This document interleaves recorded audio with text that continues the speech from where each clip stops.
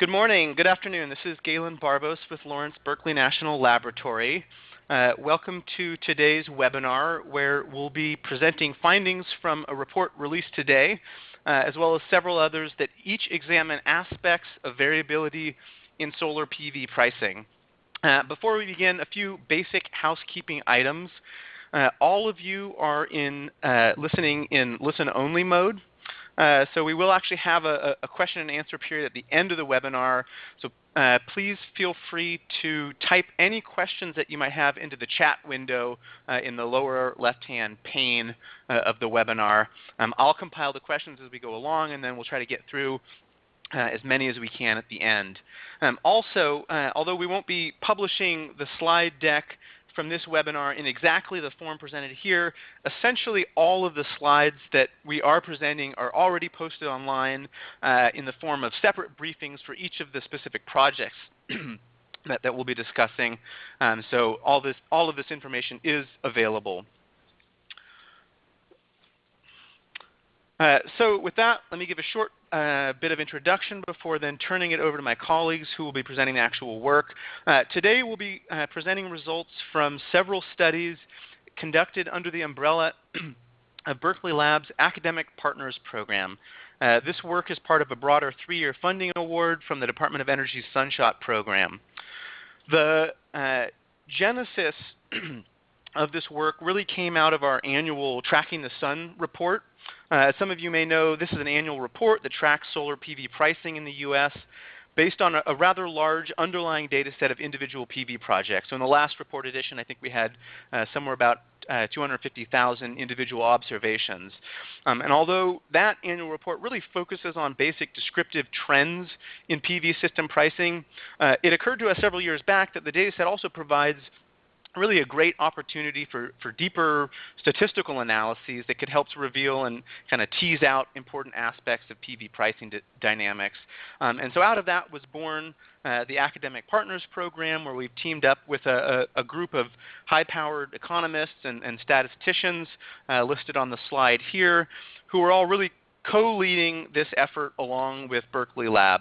To date, we've completed 5 projects within this overarching research program, and we'll hear about 3 of those studies today, including the report that was just released this morning.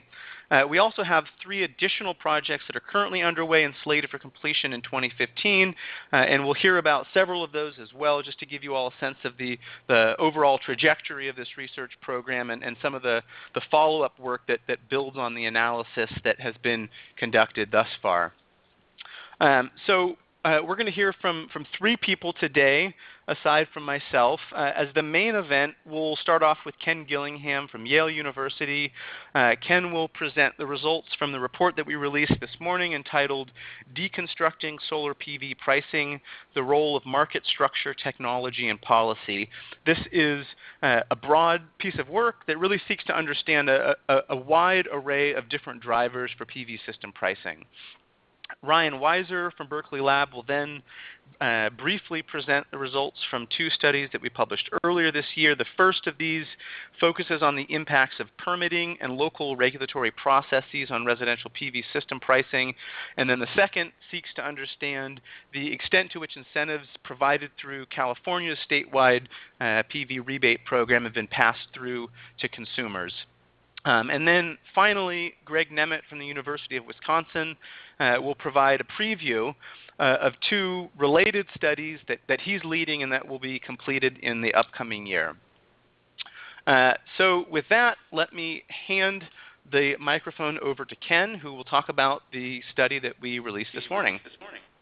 Thank you so much, Galen. It's a pleasure to be on this call, and I look forward to the many questions that it'll spur afterwards. As Galen had mentioned, this project is the first of many where we're really trying to more deeply understand pricing in solar photovoltaic systems. And so I'm going to start right out by giving you the overview of what I'm going to present today. I'm going to talk about the motivation behind this, talk about the data set. Many of you know this data set very well. We're going to give some interesting descriptive evidence, some really neat maps that give a sense about what pricing looks like across areas and even within areas. within regions. And then we're going to get into the methodology briefly and dive into the results. Finally, we'll finish with conclusions and policy recommendations. So let me dive into the context and motivation. The main motivation for this is that pricing of solar PV panels has been really, really interesting of total installations, the system prices.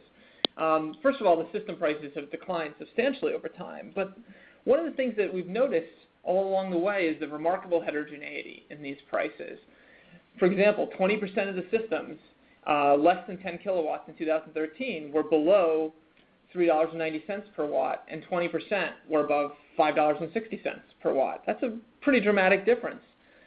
Our question here is why? What's really driving it, and what are some of the main factors that are driving the equilibrium price is the way to think about it. When both supply and demand factors, all of these are influencing the market, what are the major forces? Is it simply system characteristics, or are there market structure variables that play a role, or do policy incentives also play a role? And we want to understand these drivers because there's a real policy relevance here, as well as relevance to industry to foster further price declines. This work fits into a broader literature, a broader set of papers out there about price dispersion. Price dispersion is a term used in economics often to discuss this idea that for seemingly similar products, there can be very different prices. We can think about this in many different contexts. You can see that the price of an ice cream cone right on the beach is going to be significantly more expensive perhaps than the price of the ice cream cone a few blocks in. That's just one example. And so this literature on price dispersion, which is a theme of which we're very interested in, fits in really nicely with our exploration here, because one of these main points in this literature is about search costs. So it's very logical that consumers or firms have search costs. So these are you can think of them as frictions or additional costs to finding the right installer, for example. There's information you need to gain before installing a solar panel.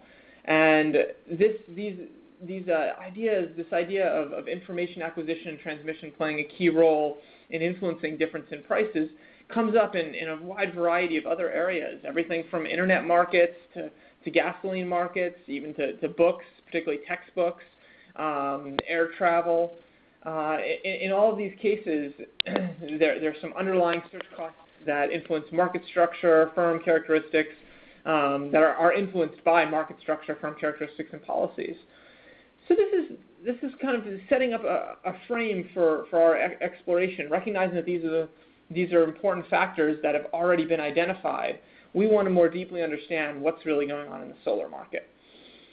The data that we use for this is just a really amazing data set. We use the 2014 Tracking the Sun report. This draws upon the Berkeley Labs Tracking the Sun data set of individual PV systems. The raw data set that we start from includes almost 70% of the total residential, commercial, and commercial PV in the U.S. through 2012. So we end our analysis at 2012, basing it on this data set. Note that the geographic distribution of the actual data that we end up using at the end of the day is very interestingly focused kind of in the Southwest, so California, Arizona, New Mexico, Texas, as well as in the Northeast. Part of this is because we had to drop some states that didn't have installer names. If we have a database and we don't have installer names, it's very difficult to calculate characteristics of the installers, the number of installations, and to test many of the hypotheses we'd want to test. So we restrict our sample to the states that do include the data that allow us to look at them. However, these are many of the largest markets in the United States, so we are still capturing an unprecedentedly large number of systems. We're also focusing on this only on systems in the 1 to 10 kilowatt range in the 2010 to 2012 period. We don't want to go too far back because we think that there may be differences in price dispersion and other characteristics that happen earlier. We also have data only up to 2012 for this particular study.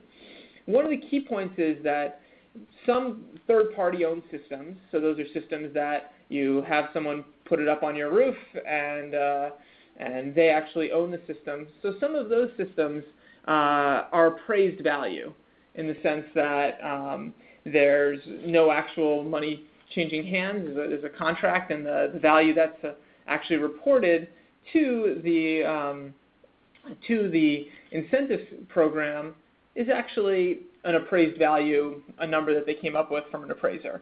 So there are concerns. There's some work by Carolyn Davidson showing that we need to be concerned about those particular systems. So we also exclude those systems from this particular analysis. Thus, the way to think about this analysis is we're focusing on customer-owned photovoltaics, and for TPO systems on the sale price between the installer and financier. We're not examining the third-party owned contract pricing. So we have this interesting sample of almost 100,000 systems throughout the United States during this period of 2010 through 2012. And we can immediately see some interesting things. So these are some of our key independent variables. We have the pre-incentive installed price. This is the price and the price per watt. We have some variables that we created relating to market structure. So one of them is installer density. This is just firms, so number of installers per 10,000 households. Another is the HHI, or the Herfindahl Index, and that's a measure of concentration that's used all the time in economics. It's used for antitrust cases and things along those lines. These are very common variables that people use to try and understand market structure. The HHI is basically telling you how concentrated the market is. Are there a few firms, or are there many, many firms? The experience variables we also created, and these are based on the hypothesis that there could be learning by doing in solar installations, so that as you install more, you learn and get better at it, and that can lower your costs. And so we might expect to see that areas that have many more installations might have lower costs for this reason. There could also be policy-related variables that play a role that we put together. One interesting variable that we spent a lot of time putting together was the consumer value of solar per watt. This is a variable that captures effectively how financially attractive systems might affect prices and by shifting demand. So what it does is it's a metric that accounts for the amount of sun in that area, the electricity rates in that area, and incentives in that area.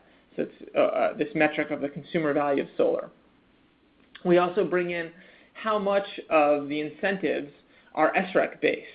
So how much of those are solar renewable energy credit based, in order to try and better see whether it's SRECs are playing a large role, which are more of a production based type of incentive versus upfront incentives.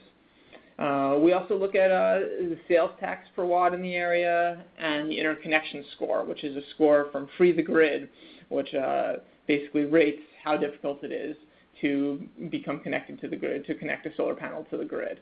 So these are several of the variables that we find to be particularly interested. Now note up in that little red box there, you can see the price per watt on average is $6.43 per watt, and the standard deviation is almost $2 per watt. That's some pretty substantial difference, which means there are a lot of panels that have quite a bit larger and quite a bit smaller than $6.43 per watt.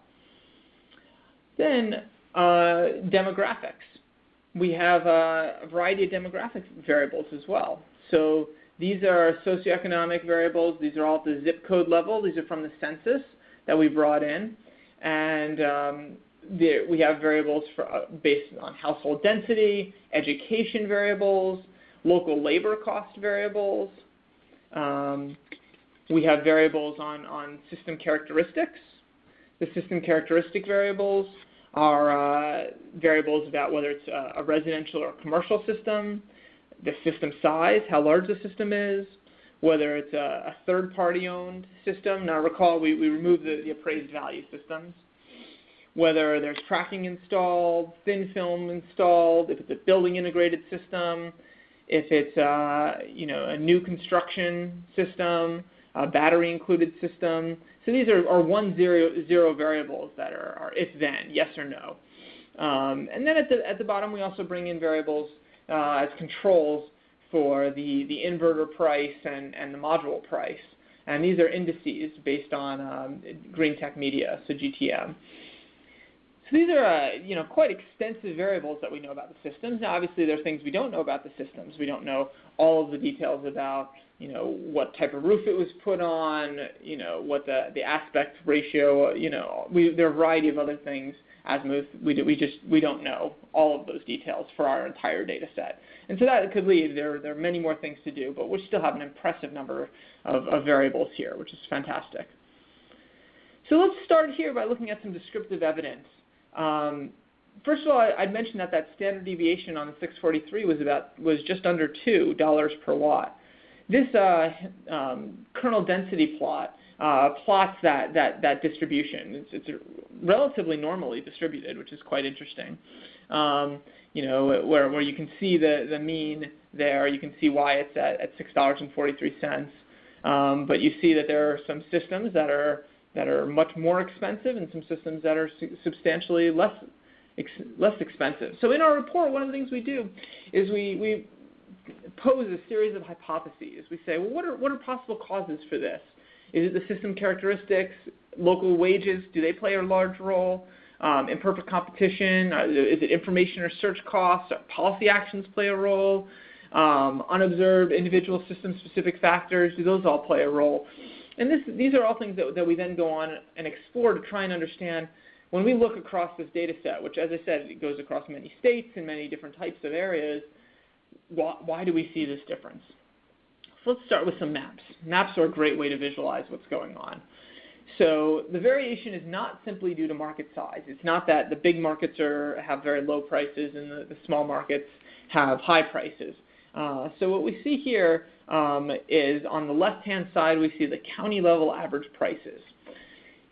Things that are interesting here, we selected several states to show those. So we have the Northeast there, we have California, Arizona, New Mexico, and Texas. And one of the things we do in order to prevent this from being confounded by counties or with a very, very small number of installations. So if you have one installation, well, sure, it could be quite expensive. We exclude counties with less than 5 observations to make it a little bit easier to see what's going on here. And so all of these are counties with a fair number of observations, at least 5, and in many cases, many more. And what we see is California, is the most mature market, relatively homogeneous prices across geography, with a county level average in the $5 to $7 per watt range. And other states exhibit much greater cross-county variation, which is quite interesting to start. Then just immediately visually, you can compare this on the right-hand side to the number of installations by county. Now, the number of installations by county is simply a count. This is between 2010 and 2012. This is the exact just that count of number of installations. So what we see here is that counties with high average prices are sometimes large markets and sometimes small markets. If you really try and compare the two, and it indicates that just the market size alone is not the key driver. It could be one driver. We can do the exact same thing with population. We can do it in a variety of different ways by density. It looks like it could be one driver, but it's not simply market maturity that's going on here. Another hypothesis is wages. So there is quite a substantial variation in wage rates in our data set. I think that what we see here is almost a claw shape, but it's quite interesting here that you can see these jumps in wage rates. This is from the Bureau of Labor Statistics, BLS. But one might expect that higher wages will lead to higher costs and thus higher prices. Although later on what we find is that this expected relationship doesn't always hold. And looks like other factors are actually even more dominant. Next, we look at our hypotheses about firm experience and installer density.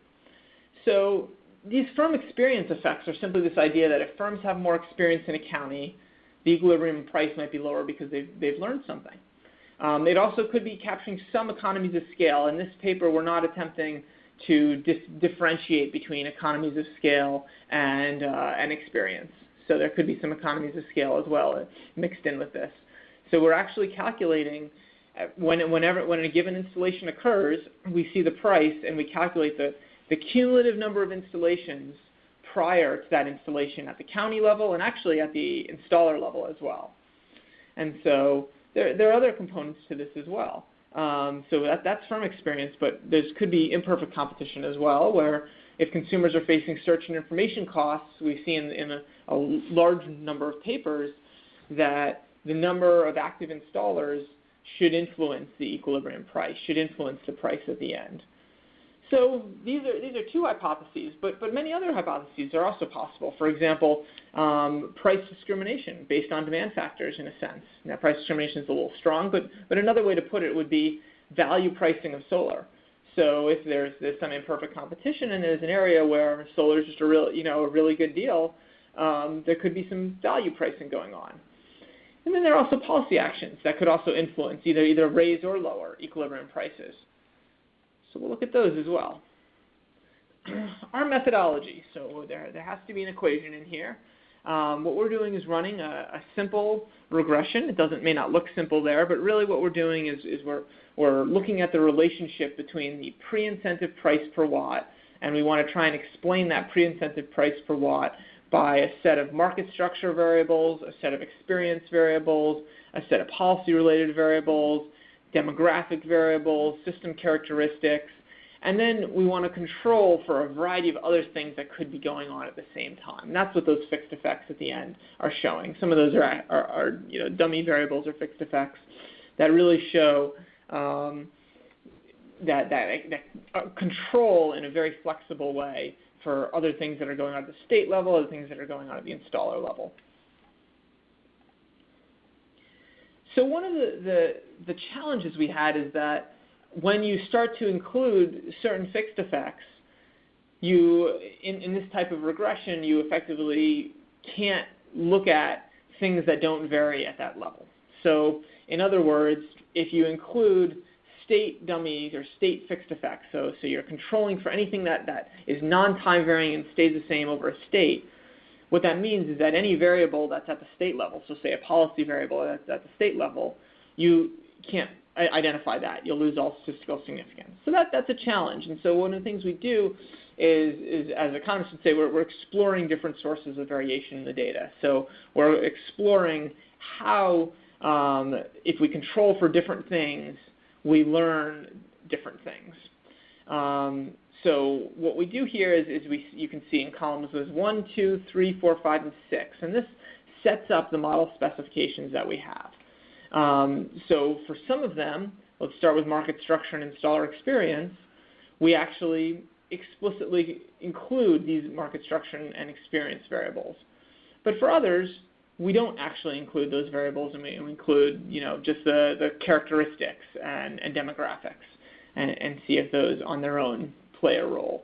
So we learned something different from each of these, which is pretty neat. Going on to, there's one other point to make here which is useful, is that from each of these specifications you can see that adjusted R squared. So with the adjusted R squared, and the R squared itself isn't much different, it's actually very, very close to the adjusted R squared. One of the interesting things we see is that what this is implying is that we're explaining roughly just under 40%, between 30 and 40% of the variation in price, which means that there's a lot of variation in price. There are lots of differences in prices across systems that are not fully explained using all of these amazing variables that we have, which is quite interesting, and it indicates highly installation specific unobservables. This is one thing that we learned immediately from this analysis. But let's go on to some numbers. So these are systems characteristics, and those columns 1, 2, 3, 4, 5, and 6 all match up exactly with those 1 through 6 columns that we showed before. So just to refresh your memory again, one of the things that we do is in column 1 we include state dummy variables. In column 2 we include policy variables. In columns 3 and 4 they're key in that they include installer fixed effects. So they're controlling for anything that's specific to the installer that's not time varying. So installer expectations about the future, installers access to financing, things like that. And in columns 5 and 6 we're focusing more on the market structure variables and the installer experience variables. So this gives you a sense. So to systems characteristics, there are a few points that we see immediately that come out. One is commercial systems. We don't see much statistical significance, so you don't see many stars there, which indicates that they're relatively similar to residential systems once you control for other aspects of those systems, such as system size. Other systems, governments and schools, tend to be a little more expensive, and that may be because of additional issues that are involved with putting them up in those types of buildings rather than in residential buildings. Or it could be that there's, firms have less experience in those buildings, so they do those much less often. Not surprisingly, we find that tracking, thin film, BIPVs, building integrated PV, and battery all increase the price. New construction and self-installed systems have lower prices when you control for everything else. Third-party ownership does not seem to have a consistent effect. So again, we're restricting this to only appraised value systems. So if we look at the third-party owned systems and we're looking at the contract between the installer and the financier, they're not all that different than cases where you're simply looking at systems that are host-owned.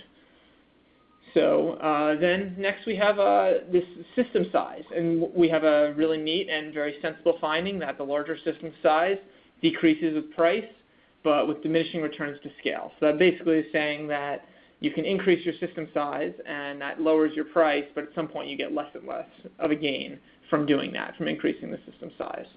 So this would be, indicative of some system-level economies of scale. We have other key variables here. These are some of the ones that we were quite intrigued by from the very beginning.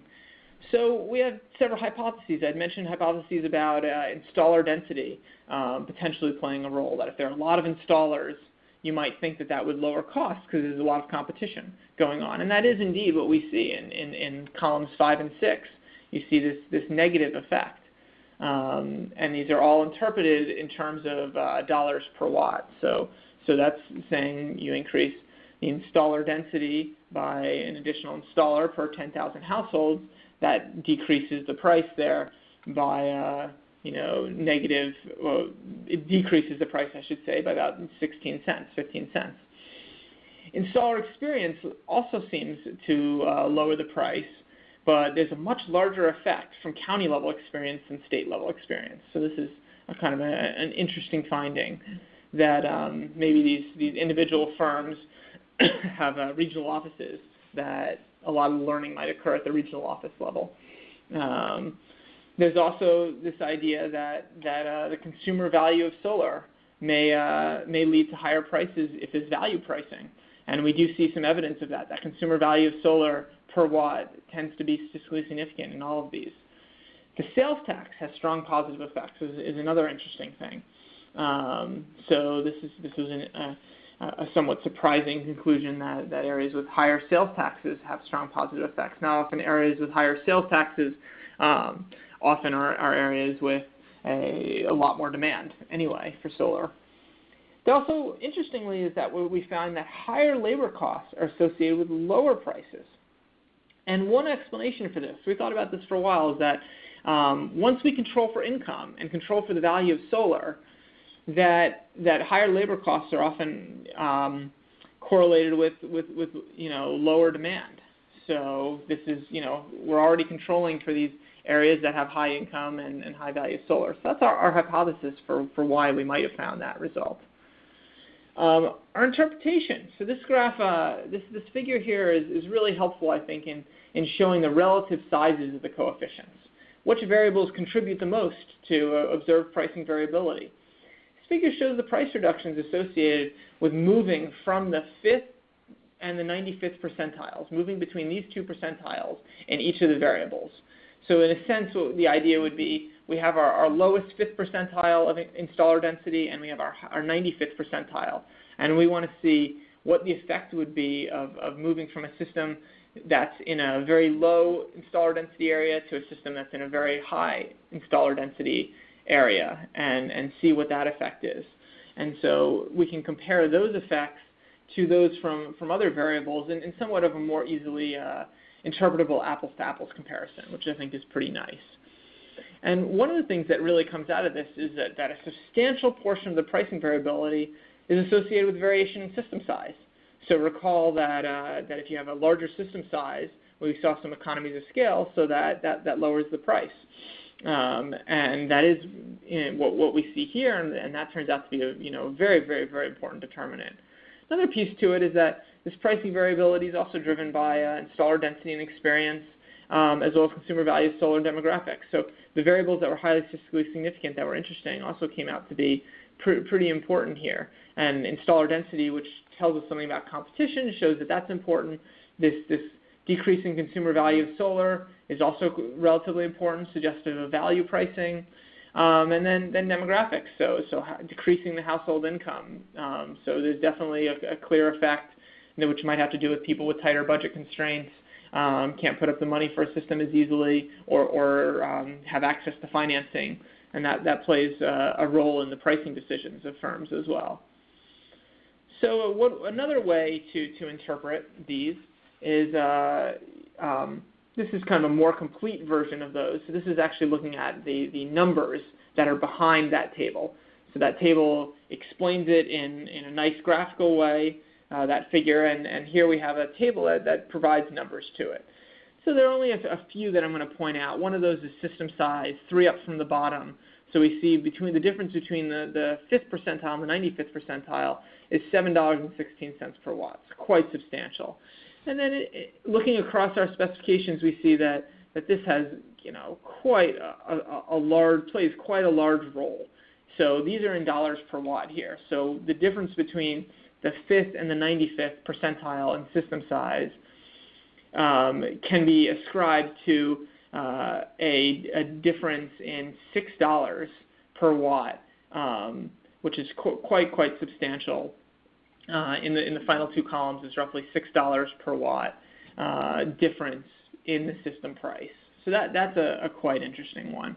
We also have an installer density, which plays a role as well, about 50 cents per watt if you increase the installer density between the 5th and the 95th percentile.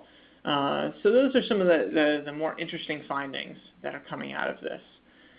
So now I've gone through this pretty quickly, but let me run through some conclusions. So one of the things that we see is that the system characteristics influence price, but other factors also play a very strong role. For one is there was quite a bit of unobserved differences in prices that could be very installation specific.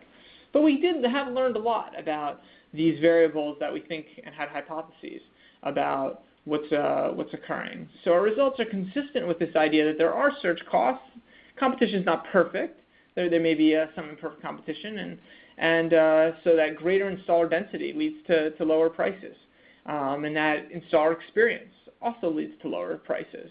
And that's suggestive of some learning by doing, potentially confounded somewhat with economies of scale, but the idea that installer experience, if they've done more installations, they get lower costs, is very intuitive and makes a lot of sense, and it corresponds with other results we're finding. But this is the first time that anyone's done this for this many installations over this many states, which is pretty neat, I think.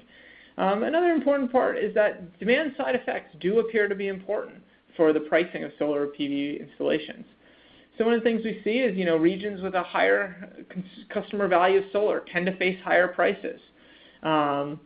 So that, this is consistent with value pricing. So that we see if you have a higher value of solar in that area, after controlling for income, after controlling for all these other demographics and system characteristics, this value of solar does tend to lead to slightly higher prices.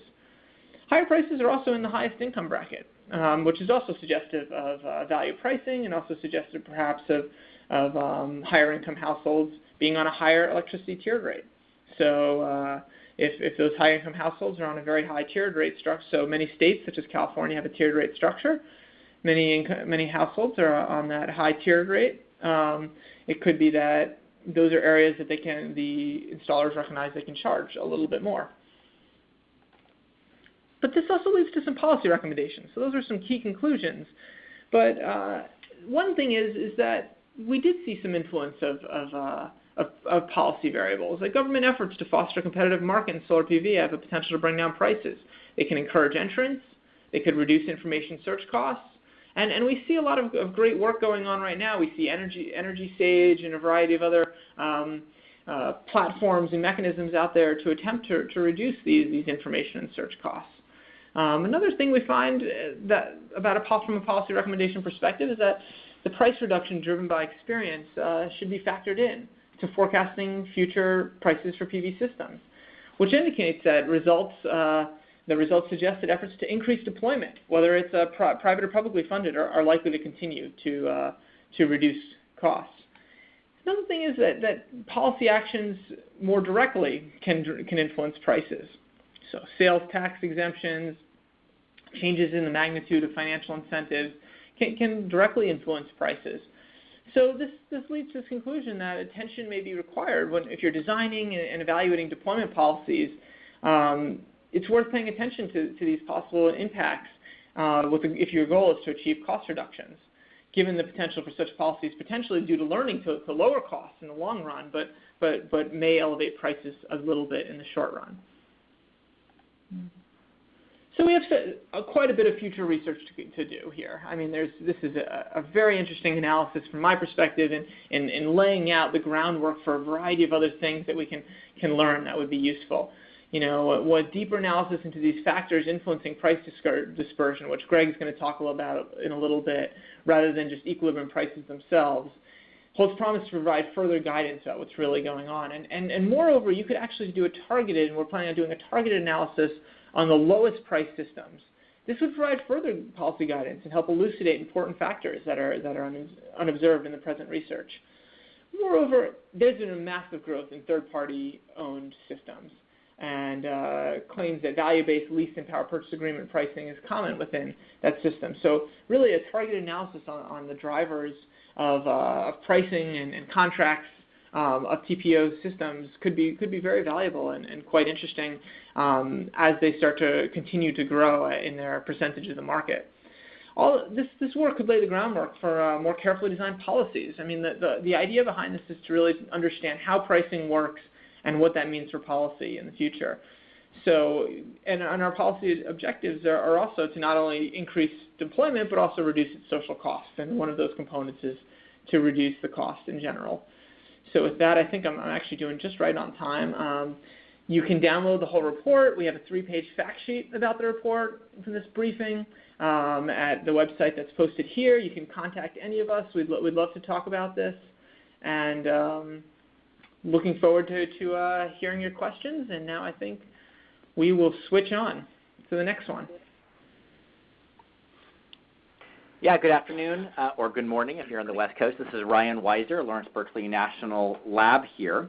And while the work that Ken just described is certainly the latest and greatest product of the academic partnership program that Galen described at the beginning of this call, in fact, we have 2 other projects that were also completed under the umbrella of this program this last year, really just over the last several months, that I'd like to spend just a few minutes summarizing very briefly here, not providing an extensive description of these 2 projects, but at least giving those on the phone a sense for the other kinds of work that we've been engaged in and the findings of that work over the last year or so.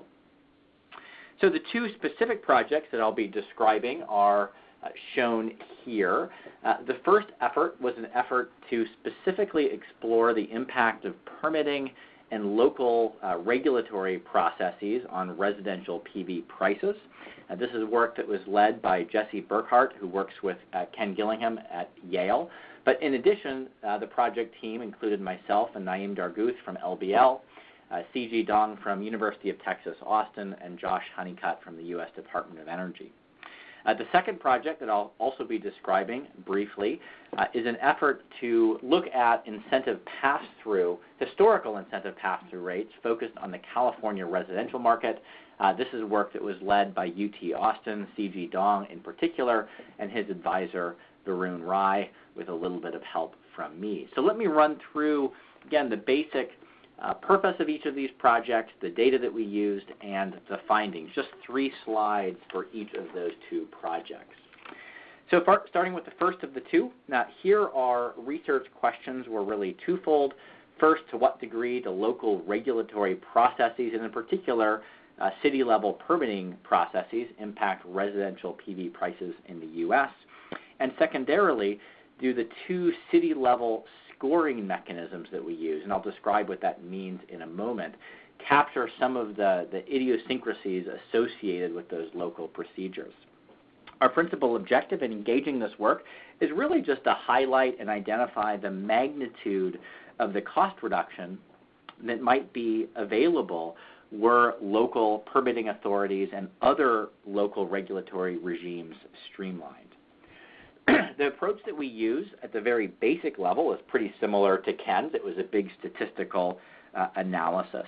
However, in this case, we really focus on the correlation of residential PV prices to two different scoring mechanisms of local regulatory process efficiency. One scoring mechanism established by the Department of Energy's Rooftop Solar Challenge, and a second scoring mechanism developed by Vote Solar. I'll summarize those here on the next slide very briefly. As with the project that Ken described, we definitely leveraged and benefited from the Tracking the Sun report series and underlying data.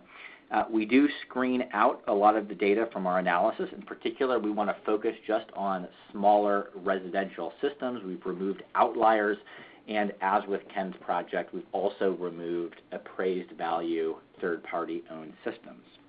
As I mentioned earlier, we rely upon two different scoring mechanisms, the Vote Solar scores and the Rooftop Solar Challenge, or RSC scores.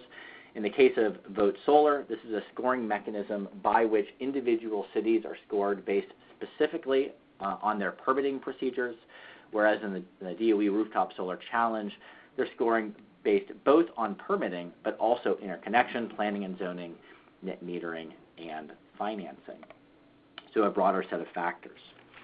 So what do we find? Well, we find that local regulatory processes, including permitting, matter. They can meaningfully impact residential PV prices.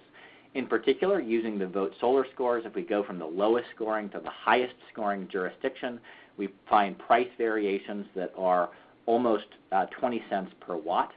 And when we look at the broader number of local regulatory procedures covered by the Rooftop Solar Challenge, so again, not just permitting, but also interconnection, planning and zoning, financing, and net metering, we find then variations in solar PV pricing among communities that are as high as 64 to 93 cents per watt, again, varying based on how streamlined or alternatively how onerous those local procedures are. So clearly, local regulatory processes matter. Let me now summarize very briefly the second of the two projects that was also completed in the previous several months. And again, in this case, a project led by C.G. Dong and Varun Rai at the University of Texas at Austin, and focused on the issue of incentive pass-through, in particular in residential solar systems in California. As everyone on the line certainly knows, of course, PV deployment has been greatly impacted by government incentives. In California, the California Solar Initiative and previously the Emerging Renewables Program are two of the key incentives, not just for California, but really the nation as a whole. And so our emphasis in this project was to understand whether those incentives and whether changes in the level of the rebate offered by those incentive programs over time have been passed through to customers, or whether those incentives have instead been partially absorbed by the supply chain, PV installers or otherwise. The data, again, derived from the Tracking the Sun data set. We certainly leverage that data set substantially. We again focus on smaller systems, in this case just those systems installed under the CSI or previously the ERP.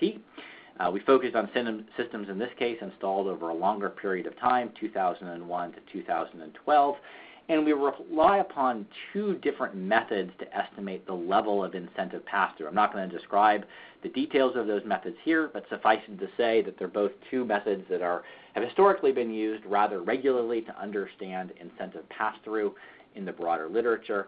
And the fact that the two different methods result in very similar results provide some sense of robustness of the study's results.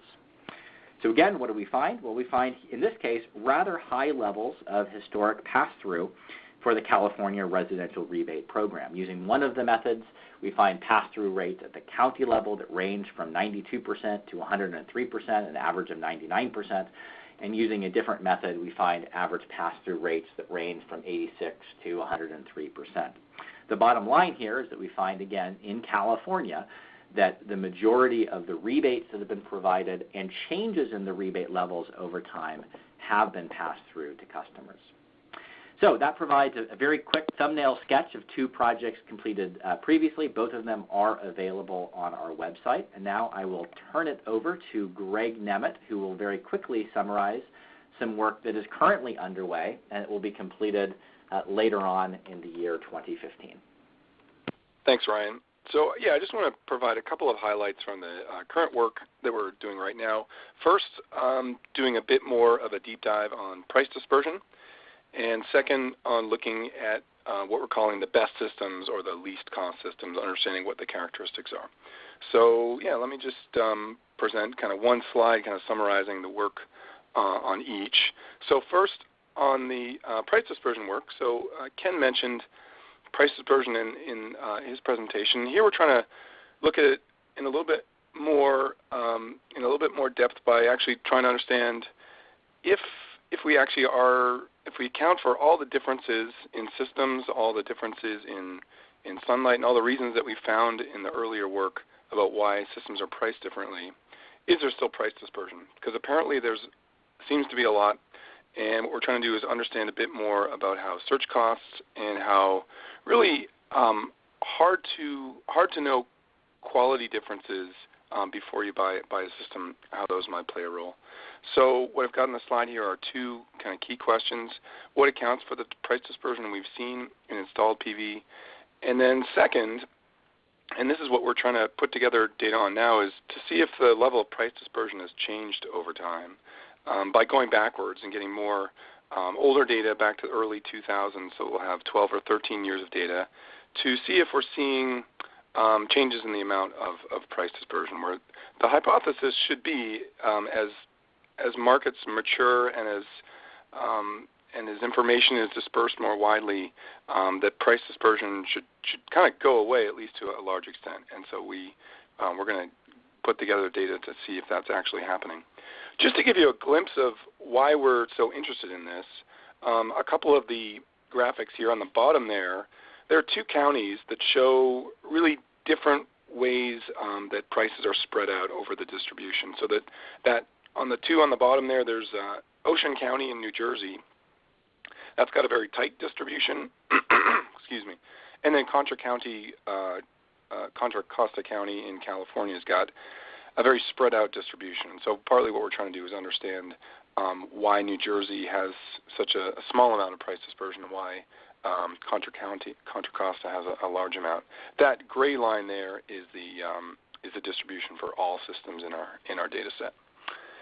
And one thing we're looking at as we do this is to understand how the competition in the markets is changing over time. So Ken mentioned that we included looking at installer market shares and installer density and this Herfindahl index, which is a measure of concentration in the market. And I just put these two pictures on the top right there to kind of show you two different types of dynamics going on. So in Los Angeles County, which I believe is our largest county in terms of the number of installations, the market's becoming more concentrated over time. Those dashed red lines there at 1,500 and 2,500, those are Department of Justice thresholds for a market being moderately or highly concentrated. So basically, if there's a merger that involves moving the Herfindahl index from below one of those dashed lines to above it, that gets extra scrutiny. And you can see that in some of these cases, we're actually talking about pretty highly concentrated markets. but directionally they're different. So Los Angeles has been generally increasing in its concentration over time, and then this other county, Santa Clara County, increased for a while and then hit a peak and started decreasing over the past year or the last year of the data set there. So we're going to be looking more into how market concentration affects price dispersion as well.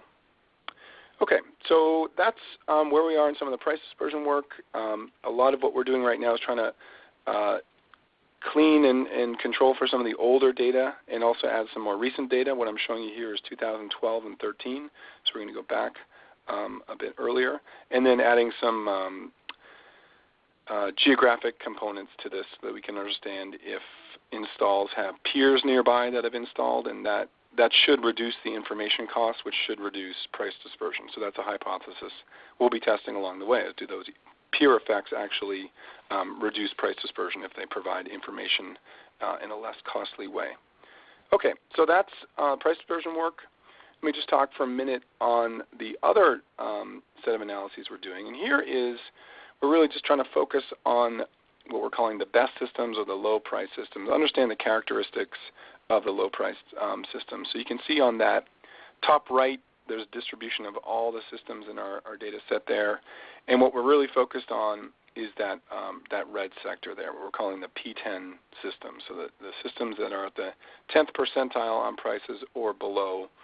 You can see there's some variation if you try to control for what state a system is in. That's that light line there. So it's slightly different. But basically what we're trying to do is understand the characteristics of these P10 systems.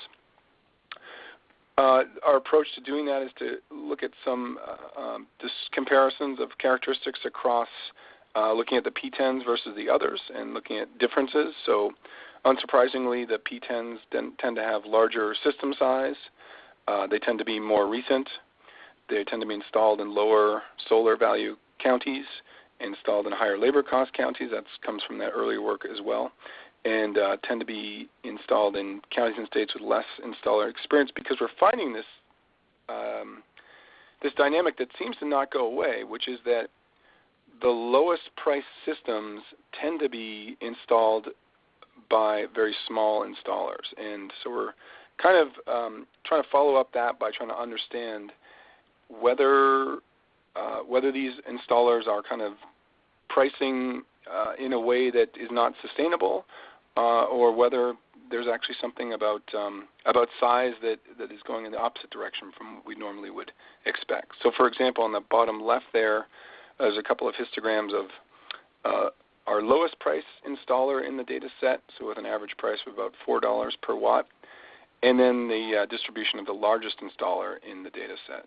So we're trying to understand about why you would expect that large installers would have economies of scale that would lead to lower prices. And we're not seeing that so far. We're seeing that the lowest prices are coming from these small installers. And so the next thing we're trying to look at is whether some of the market concentration might be offsetting some of the economies of scale that we suspect would have lowered prices.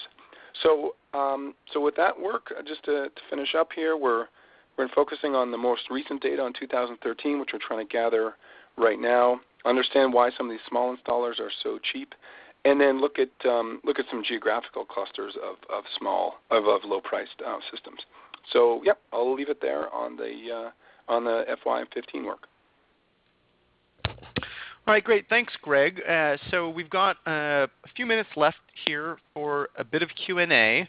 Thanks to those of you who have entered in questions into the chat window. I think we've probably got more than enough to sustain us through the remaining 4 minutes. So let me just kind of pick out a few of these, and I'll throw them in various folks' direction.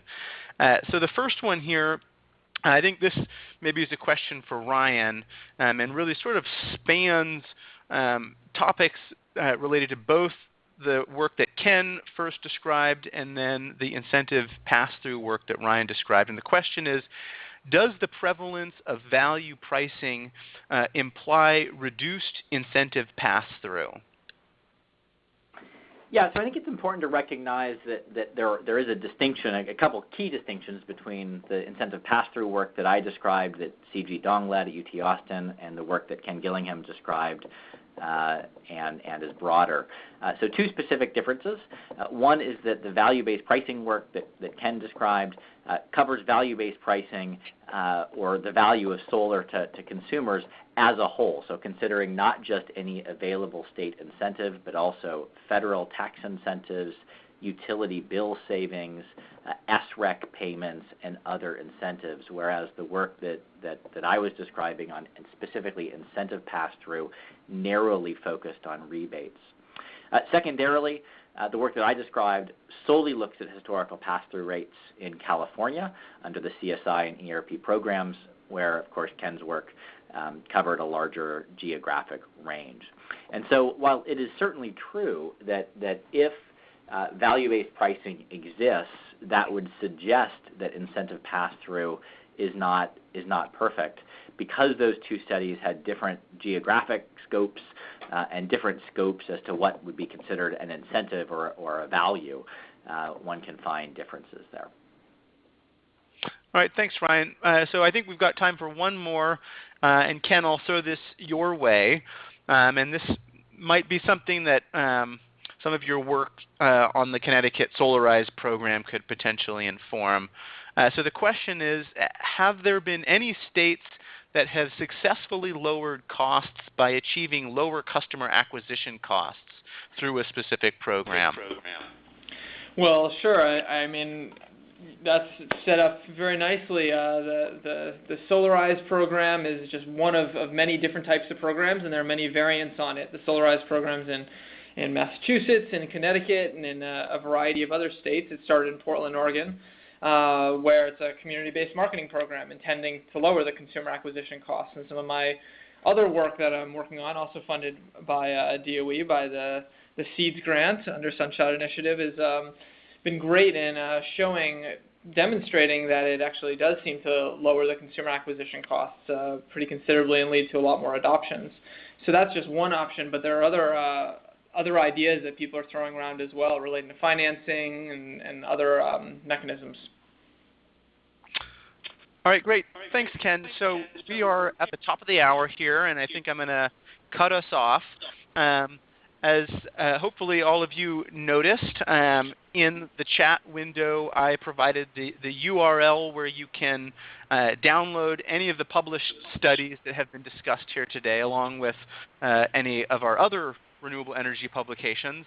And folks should feel free to email myself or Ryan or any of those that have presented today if you have further follow-up questions about the work or would like to get your hands on the report or slide materials. So with that, let me thank you all and have a good rest of your day and a good weekend.